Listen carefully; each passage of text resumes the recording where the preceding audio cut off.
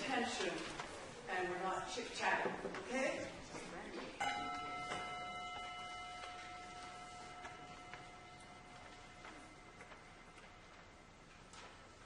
And Jen is leading us in announcements on behalf of the trustees. Good morning, everyone. Welcome to St. John's. Surprised to see the snow this morning? We were, anyway. Welcome. The announcements, Beth, you want to start, please? Morning, everyone. I have a few announcements. First of all, that's loud. The turkey dinner is quickly coming upon us, and if you haven't noticed, we have sign-up sheets down in the, thank you very much, it just went right past me, in the fellowship hall, and we are in desperate need of servers and turkey cookers and pie makers, and I think we need, what else do we need? I looked at this morning. But anyways, if you can help in any which way, it would really, really be a help. And if you can't do it, but you got, a nephew or somebody that's willing to help and stuff, that would be really lovely. We'd love to have them come and join us and join in the fellowship of the day. So that's first, see the sign-up sheets. Secondly, I'm jumping right now to Christmas, yay. So the worship team is, every year we decorate our church, and we thought maybe this year it would be fun if we could put nativities in each of the windows. So if anyone has little nativity scenes that are small enough to fit in our windowsills, if you could bring them in for us, and we'll kind of set up everyone's different nativity scenes around the church. We thought that would be a really fun idea. And so if you think you have one that you can spare, please bring it in, and we'll start decorating. We decorate the church this year on Monday. Thank you. Monday, November 25th. So it's exactly 1 month prior to Christmas. And again, everyone is welcome to come and help in the evening. We have hot chocolate, we have snacks. I usually sing, but it is, again, it's a really nice fellowship time for decorating and to help us all get into the Christmas spirit. And I think that's all I have. Thank you. Karen, do you want to talk about your fundraiser on Saturday? Or? Yeah, talk about the celebration. Okay. Thank you. Okay, good. Are there any other announcements? Reverend May, do you have anything? Oh, Mary? Just remind all the women, our Soul Sisters meeting is tomorrow morning at 9:30. Come join in the parlor for fellowships and always goodies. And we'll see you tomorrow morning. Thank you. I just turned my mic on.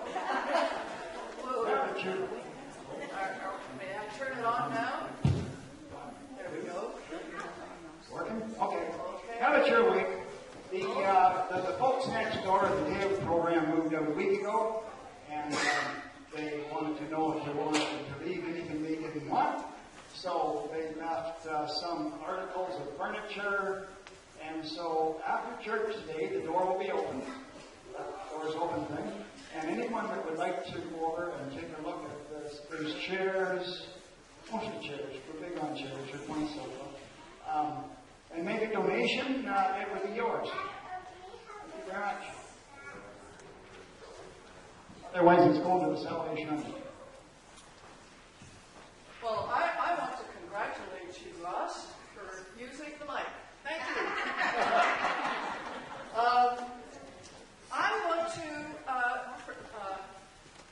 make a special pitch for the cantata that we're preparing for the end of this month, for Sunday, November the 24th. It's called Dream a Dream, and it's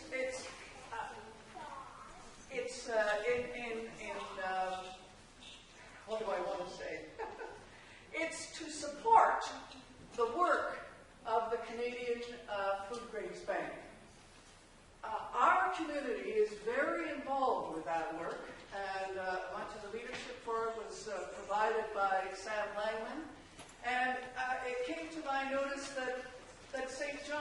been low or just not totally upbeat in terms of its support of the Canadian Food Grains Bank. Sam has been working diligently with farmers around the area. This is our chance to really come out and support the Canadian Food Grains Bank work, hunger in the world, and reaching out to people who are refugees, who have no place to get food. We are involved in that work, and come out on the evening of November the 24th. It's a wonderful cantata. I am going to be singing in it. And it's a wonderful, because the rehearsals are happening in the afternoon on Sunday, I can do that. I'm overjoyed. So please come, and also invite your friends. And there's still a chance. Bob has told me he would be fine with somebody joining the choir. The next rehearsal is next Sunday. Bob is a fantastic director and very, very welcoming and understanding of all different levels of musical ability. Please, if you have a heart for it, come and join us. You might enjoy that. Sorry? There's at least 4 different churches involved in singing. Yes, right now we have Vacy United is involved, Dalston Crown Hill is involved, Elmvale Presbyterian, and of course St. John's. But we just want to spread it wider and wider. Thank you, that's a good point. Thank you, Reverend Meg. Are there any other announcements? Oh, thank you, Sandy. I brought in a roasting pan at Cruiser, and it's free down here. If anybody would like it, just take it. It has the next to the take the turkey or the roast beef or whatever. But there is no lid, and they don't come with it. You just cover it with it. But if anybody who wants it is welcome to have it. Thank you. Before I do our give thanks, I just wanted to let everybody know that Jill Horwood slid her car into the ditch in front of our house on Friday. Luckily, Rick Hales was there, and he was able to get her out. She was taken to the hospital, and I phoned her in the afternoon, and I think she's fairly banged up. Car's pretty much a write-off, I do think. But anyway, let's just keep her in our prayers. And listen, Glenn are here today, and they'll be having some pictures for us, so we're glad to see you. So before we start the celebrations, is this on? Good. Who would like to help me? Do you want to help me over? No? Brayden, want to help me, honey? Oh, and Alice can help too. Thank you. Together. Thank you. Here. Oh, sure. Let me go. I'll try. Debbie Lakeback and I would like to thank everybody in the country who brings their children to us on Halloween. It is a big deal for us, so thank you very much. Good. Oh, you come up too. Let's go around. Let's go. That's okay. Thank you very much. 2 things. Okay. Oh, you're going to put money in too? I brought my brother home from the hospital. He's been in since April 13th. So he's home permanently now. And Dave gets to spend all of his time with me now permanently.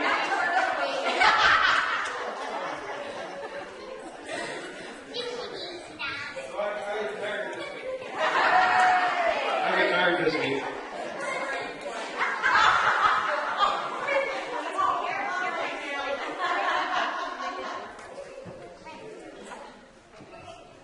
Yes, I'm celebrating next Saturday is the fundraiser for multiple sclerosis. It's going to be downstairs. So everybody should have a little mini flyer in their bulletin to put on your fridge so you remember. So even if you don't want to buy this, you come in and walk around. Just walk around. That's good for you. Thanks very much. Thank you. Okay, let's go down to Mrs. King.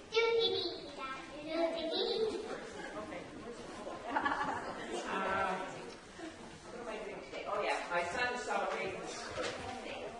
Excellent. Okay. I just want to say that the twins turned 17 the other day, and thanks to all your prayers, 17 years ago they made it, and now we have a new baby to pray for. And I know with all your prayers, the baby will make it.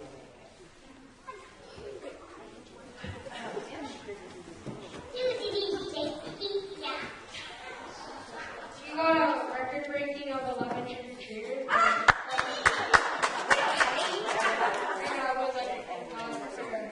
Country columns. Yes, that's so true.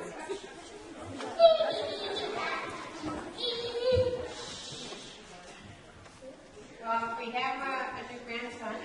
He weighed 1 pound 3 ounces. It's kind of touch and go, but thank you all for your prayers and thoughts. And it'll be probably until February until he's able to come home, but thank you.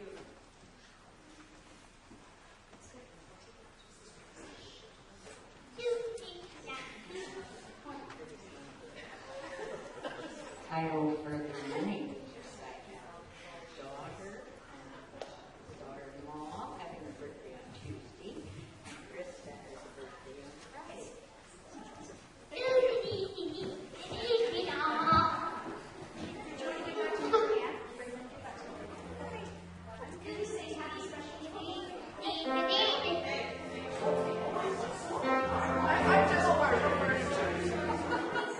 I understand. I stand up here a lot.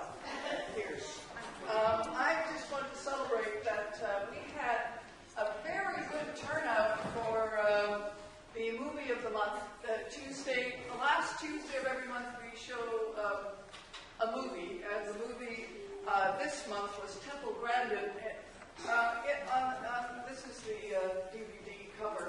It says, "Autism gave her a vision, and she gave it a voice." And I would say that everyone that viewed that film appreciated it and felt it was a very good film.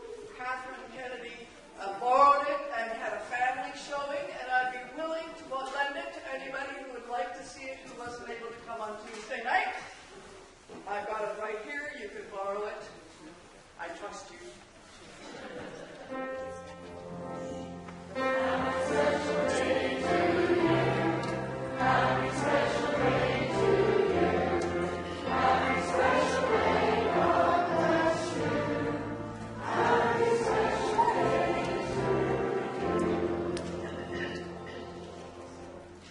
I think it's a very important thing that we do, sharing our special moments, and we're getting broader and wider in our definition of special moments. So I applaud that.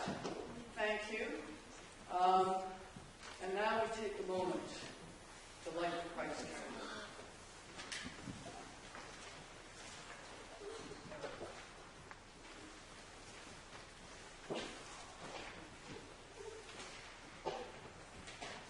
We light our sacred fire, our Christ candle, a living flame that is a symbol of God's mystical, amazing presence in our midst.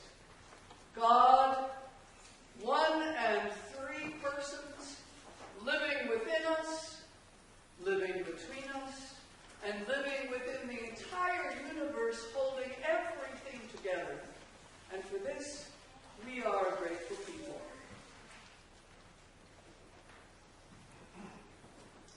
Well, we thought we'd start off this morning with a song called "You Are Worthy of My Praise," and this song is kind of a back and forth thing.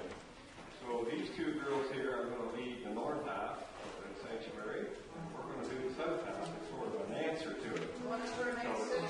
So it's I go worship, and then I go worship, and then with all of my heart. Maybe not that one.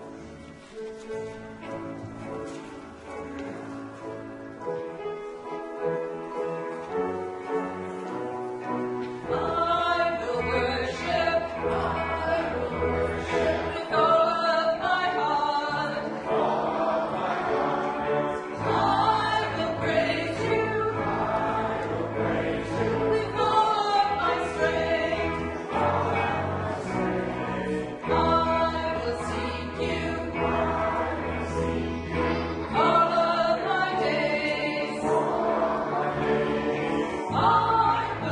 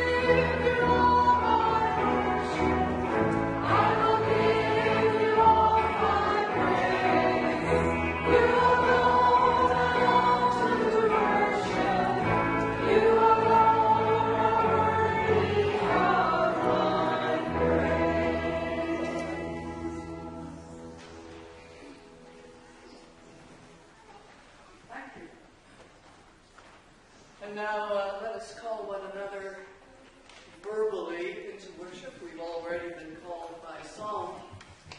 I'll say the gold text and you say the white. Come and rejoice, for God is here with us.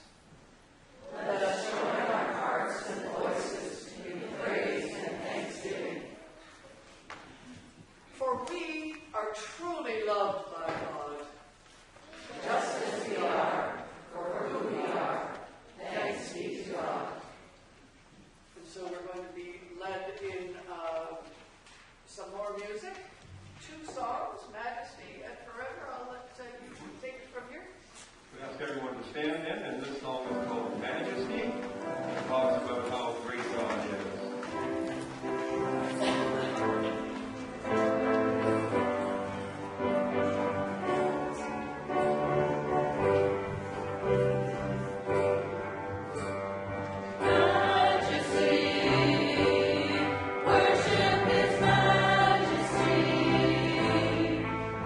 To Jesus be all glory, power, and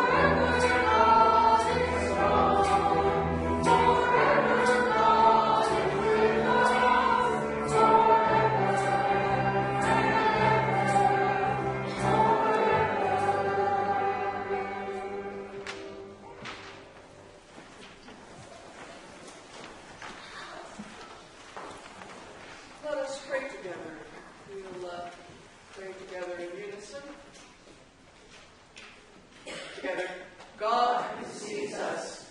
Give us fresh eyes for ourselves, our neighbors, and our world.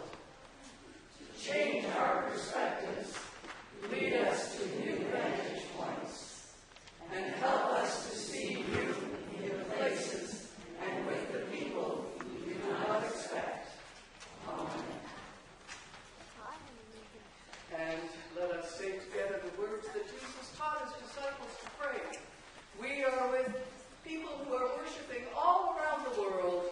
And let us say these words of the Lord's Prayer together. Our Father, who art in heaven, hallowed be thy name. Thy kingdom come. Thy will be done on earth as it is in heaven. Give us this day our daily bread, and forgive us our trespasses, as we forgive those who trespass against us. And lead us not into temptation, but deliver us from evil. For thine is the kingdom, the power, and the glory, forever and ever. Amen. And now we're going to have a time for children. Children, if you would come to the front. Boys and girls. So many of you. And Krista's going to be leading us in children's time. So.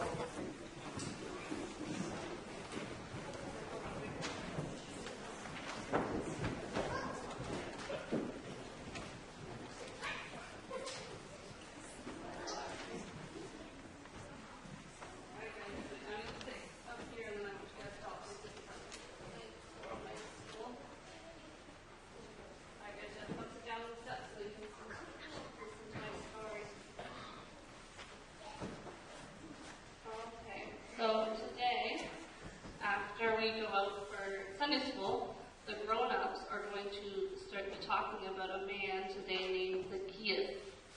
Can everyone say that big name? Zacchaeus. And so Zacchaeus lived a long, long time ago when Jesus lived, and he wasn't a very nice man. He was a tax collector, and he was kind of a big bully. Do you guys all know people in your lives who are sometimes a bully? Yeah. So people didn't really like Zacchaeus very much because he was a bully. And one day, Jesus came to the town where Zacchaeus lived, and Jesus had never been to that town before, and didn't know of Zacchaeus. And when Jesus came to the town, all the people lined up so they could see him, like a big parade. And Zacchaeus was short, and he couldn't see over the people. So he decided to climb up on a big tree so that he could see Jesus walk by. And so he was sitting up in the tree, and as Jesus came by, he said, Zacchaeus, and he called out his name, and that was really surprising because he shouldn't have known who Zacchaeus was, right? And he said, Zacchaeus, come down, I'm going to your house today. And a lot of people were not very happy about that.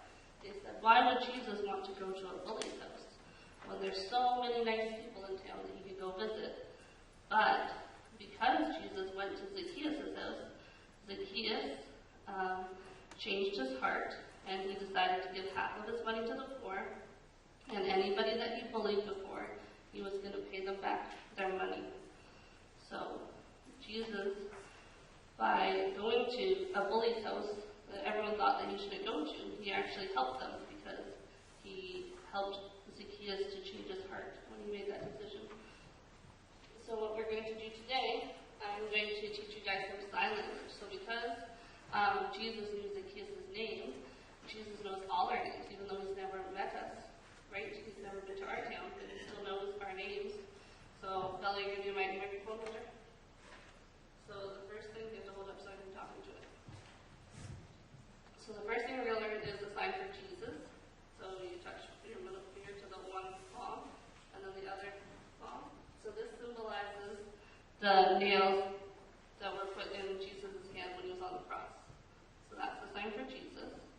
And then when you say no, you touch the side of your head, like you know something.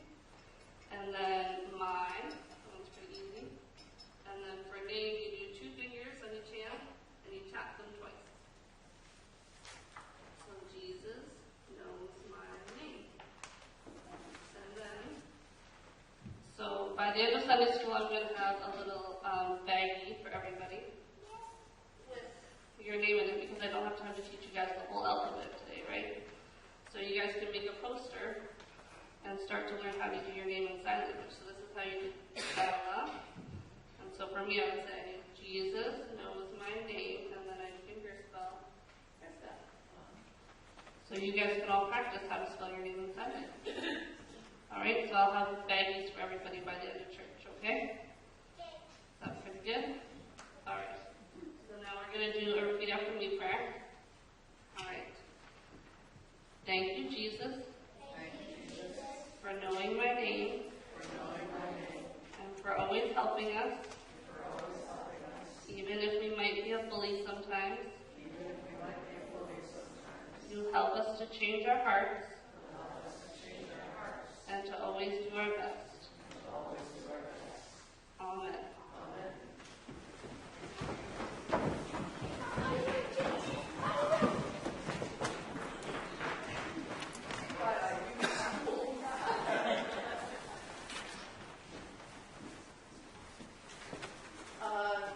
Naomi, is she there behind me? There she is. Naomi's going to read the story of Zacchaeus as it's told to us by the Gospel of Luke. We'll say anything further. You want to use, do we have?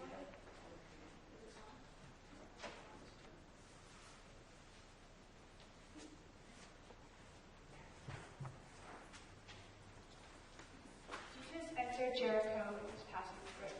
A man was there by the name of Zacchaeus, who was a chief tax collector and was wealthy. He wanted to see who Jesus was, but because he was short, he could not see over the crowd.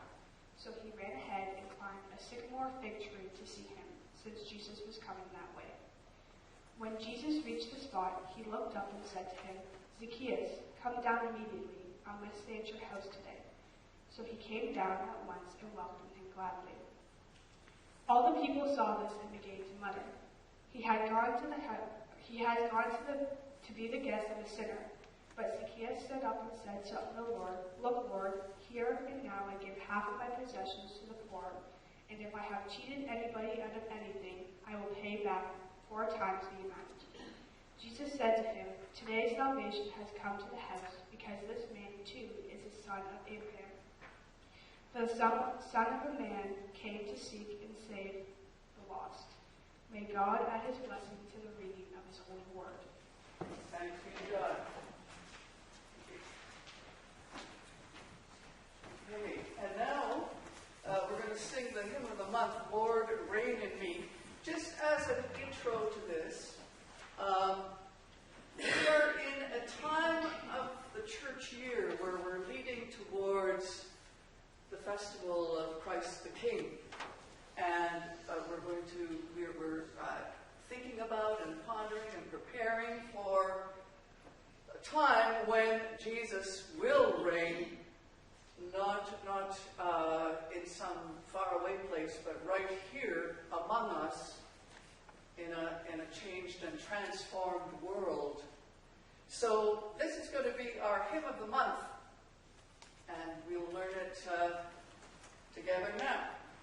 It's a very simple song, but it's also very profound. It's having God not only just reign on the earth, but reign in each of our hearts as well. So we'd like to do this song, "Lord, Reign in Me." If we all stand, please.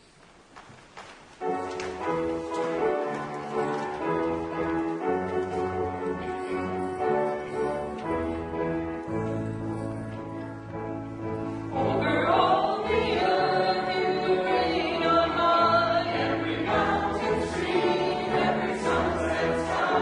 But my heart requests for my only aim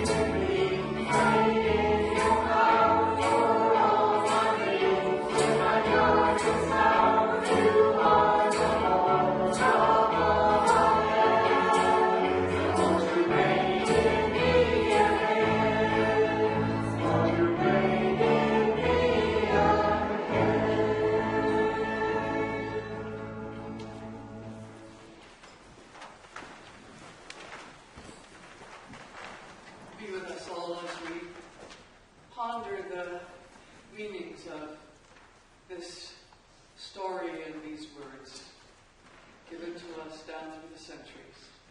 In Jesus' name, amen.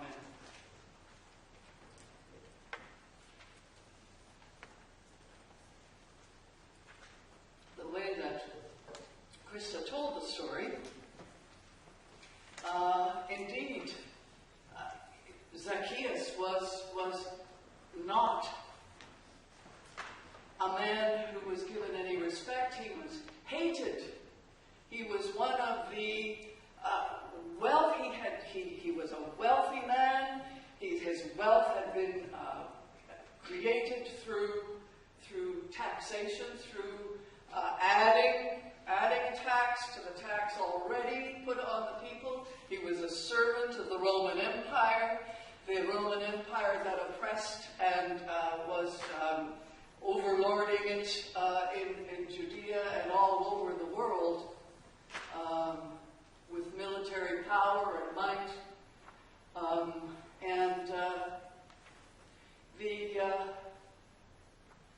The thing about Zacchaeus and his story is that it is a part of the story that Luke tells, which has to do with, which begins with a verse in chapter 9. The verse says that Jesus set his face to go to Jerusalem. It's chapter 9 and it's verse 51. When the days drew near for him to be taken up, and of course that means be put on the cross, lifted up on the cross. When the time drew near for him to be taken up, he set his face to go to Jerusalem. And then we have chapter after chapter and story after story and teaching after teaching of Jesus as he's journeying on his way to Jerusalem, which also is a code everybody who's hearing the story knows. It means that he's going to his death. And so all of the stories that you hear are in the context of this journey that he's taking. And the story of Zacchaeus is at the very end of the journey when he's almost reached Jerusalem. Just prior to the moment with Zacchaeus, he met a blind beggar named Bartimaeus sitting at the gate of Jericho. Jericho was a trading city, a very busy place of business, and a lot of people came and went, and it was a good place for somebody to sit and beg and receive alms. And when Bartimaeus heard that Jesus was coming, he cried out, "Have mercy on me, son of David." And people went, "Shh, be quiet, Bartimaeus." And he refused to be quiet, and he yelled out even louder, and Jesus heard. And Jesus stopped and said, "Bring him to me." And Bartimaeus was brought to Jesus, and then Jesus asked, "What do you want of me?" And Bartimaeus said, "I want to see." And Jesus says, "Your faith has made you well." And Bartimaeus received his sight. And then it says that Bartimaeus began to follow Jesus and joined the throng of disciples and well-wishers and parade, people that were there to see a good show, who were walking with Jesus. And it's then that we have the story of Zacchaeus. Now, the way that Krista told the story is the way that all of us have heard it. That's the way I learned it as a little girl. This short man who was who was an evil and hated man who was very wealthy because he cheated and oppressed the people, and he was very short and he couldn't see. And in studying this story, I've learned to look at it. So let me just put this out there for you. In the translation of the word short, it's possible that the meaning might be, and in Greek, the word that is translated as short, and we've heard it as short all down through the centuries, could mean young. If indeed Zacchaeus was a young man, and he was in a position of great wealth and great power and great status in the city of Jericho, then chances are he came from a wealthy family and had inherited his position. He had inherited the wealth. He had inherited the job, which involved taking taxes from people and adding a bit, or maybe more than a bit. And basically it was kind of a tax farming business, family business. If indeed he was a young man, it would make sense that he would run ahead and that he would be agile enough to climb up a tree and see Jesus. For some reason, we're not quite sure why, he had this desire to see Jesus. He'd heard of Jesus. He most probably had heard of Jesus. Chances are, among the network of tax collectors, he might have known Levi. Levi, who had become one of Jesus' disciples and who was with Jesus on all of what Jesus was doing, and now Jesus was traveling through the countryside from Galilee to Jerusalem, constantly teaching his disciples that he was going to pay this price, constantly, as I discovered, because I made a commitment to follow the Gospel of Luke, constantly talking about wealth and rich people, and the fact that that there was something about being wealthy that stood in the way of entering the kingdom of God. Very difficult for a preacher, let me tell you, to preach about. When I came back from my summer holiday and the texts lay before me, I honestly thought I might not preach about that. And it's always something that happens to me. I go, if you don't want to preach on that text, chances are that's what you should preach on. So I preached on it, and it was the one, you remember the one, Sam, it was about the rich farmer who tore down his barns in order to store up greater. And anyway, it was a difficult passage to preach on. But that was only the beginning of the stories about rich men and poor, and the contrast between rich and poor, and the chasm that lies between rich and poor. You saw that in the story of the rich man and Lazarus, and how Lazarus was taken into the bosom of Abraham, and the rich man was in the fires of hell, according to the story. I don't want to be saying this. I don't want to be saying that there's anything wrong with being rich, and I don't think that Jesus was saying that. But there's something about having a lot of wealth and being being able to move in the places of power because of your wealth that Jesus points to as something that stands in the way of the new life and the kingdom that Jesus is preaching about. So, Jesus is going along, just picture it, and I can imagine one of the disciples, maybe Levi, going up to Jesus and saying, "Hey Jesus, do you see that guy up there? That's Zacchaeus, the one that we've told you about. That is Zacchaeus, the chief tax collector of Jericho," which would have been a cue for Jesus to then go up and speak to him. So Jesus does know his name. Chances are he's already heard of Zacchaeus. Is what he heard about Zacchaeus that he was an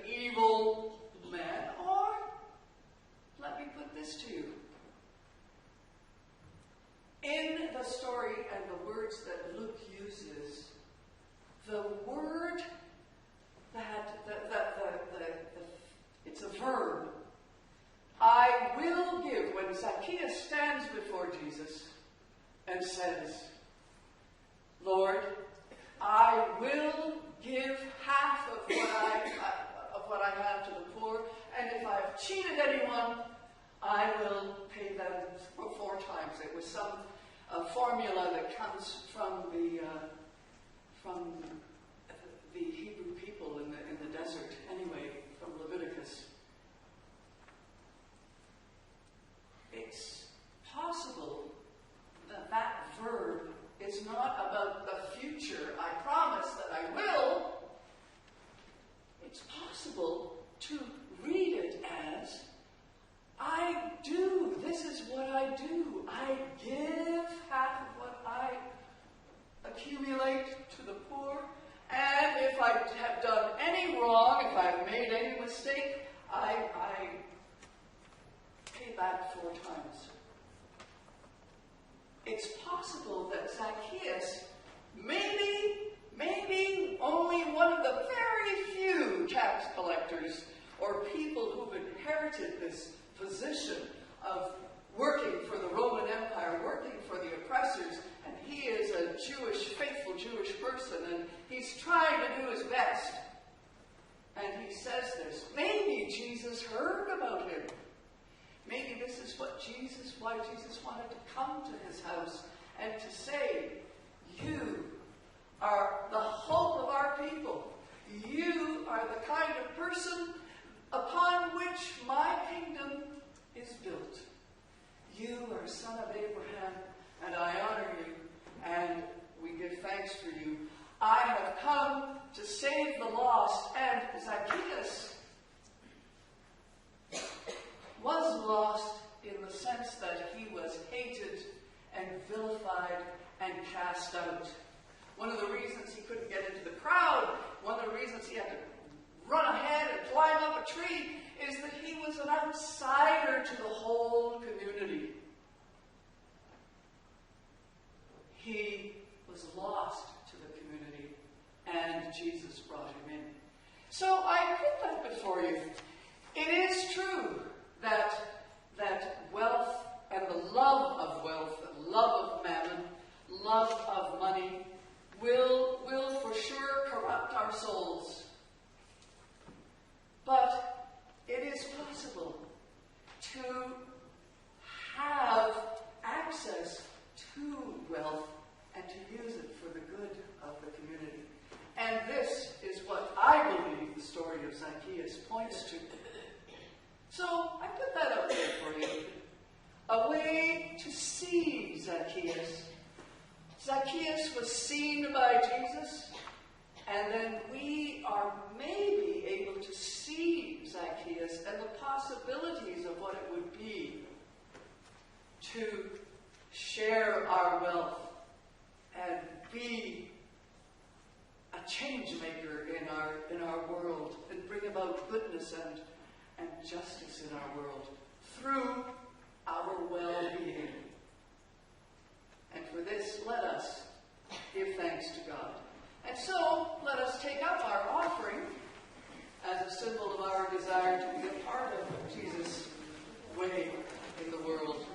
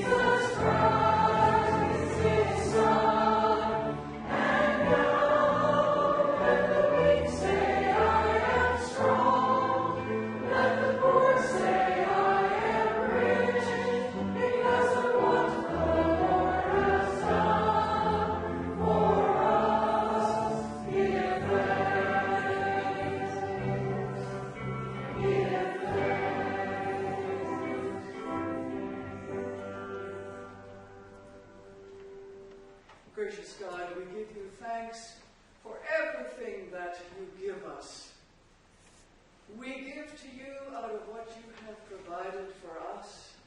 Receive these gifts as a sign of our desire to be a part of Jesus' kingdom. In Jesus' name, amen.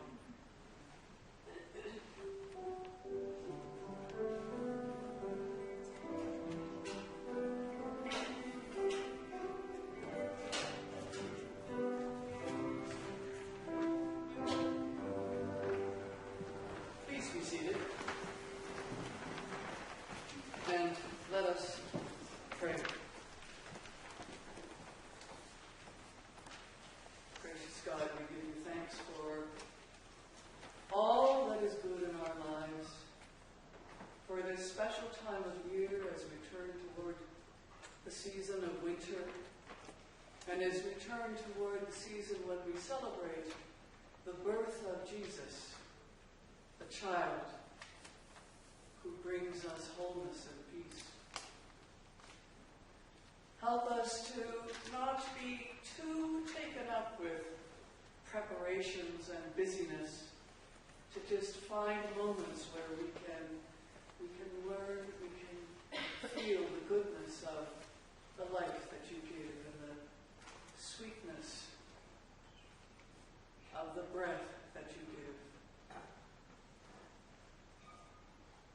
Holy God, we hold before you our world, all of its travails, all of its suffering, all the places where your world is fighting one another, killing, places where people are in refugee camps, places where people are having to leave their homes and try to find another home, places where they are being turned away. We pray for our leaders, those who step into positions of responsibility for so much in our countries around the world. We pray for people in our own community who are suffering with sickness, who are feeling the effects of age, who cannot leave their homes, people who live in wheelchairs, people, ones close to us. We pray for the tender life of Liz and Glenn's grandchild, the tender life that you know and are caring for. We pray and are aware of the way in which life and death is so fragile. Life is so precious. We thank you for the gift of our lives. We pray that we may value them and we may use them for your glory. All these things and many more that lie in our hearts, we offer to you this day. Hear us. Hear our prayers. Amen.